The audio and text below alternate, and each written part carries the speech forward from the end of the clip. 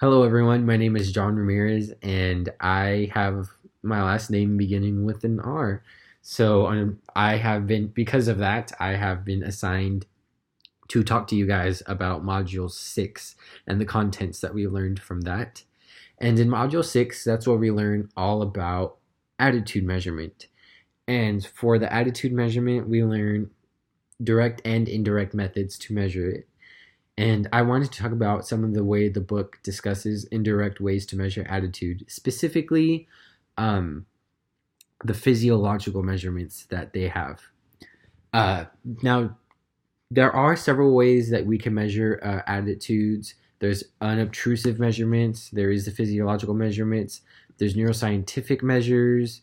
There's the implicit association test, and there's even just basic criticism and evaluations to indirectly measure attitudes.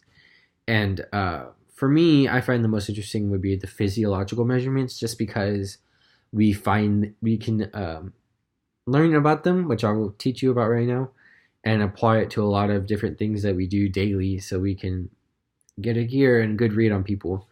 So basically, some physiological measurements to look out for would be the galvanic skin response, which is a change in electrical resistance of the skin. So, like sweating, pupil dilation, when the black part of your eye just gets bigger and you just have plate eyes, and facial electromyographic EMG techniques, which basically just study like facial muscles and just like the muscles in the cheeks, your eyes, and all that good stuff. Um, we can use all of these things to get a good read off of people based on those physical responses. And like the different types of reads we can get off people are whether if they're going to be happy, sad, mad, um, interested, not interested, confused. It just depends on the context of what you're doing with someone and what the goal is and whether or not you're meeting that goal. You can use these physical reactions to tend to what you're trying to do. A personal experience that I have with physical, me trying to get a good read on people would definitely be whenever I'm doing a job interview.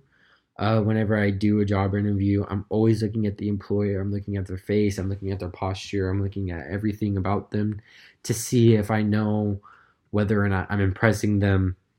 Because if I could see that they're smiling, nodding their head, and just like giving me that okay, I know I'm doing a good I know I'm doing a good job at persuading them, and that's one instance where I think that everybody should just look for normal facial uh, expressions or physical expressions.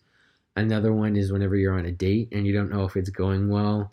I know recently I went on a date and I could just see in the other person's face, they just, weren't having it. I kind of wasn't having it. And we were both giving off that body language that we just both weren't having it. And it's just things as simple as that can be applied.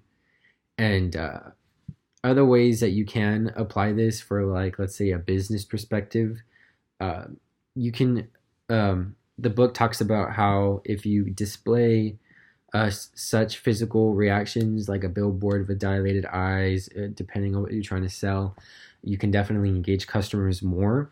So in terms of persuasion, you can use the benefits of knowing about these physical reactions as a trait to increase business, or just get the consumer to do whatever you would want to do. I hope I did a good job at teaching you guys a little bit about physiological measurements, and my application and applications that are already around you that you can wake up to. Thank you.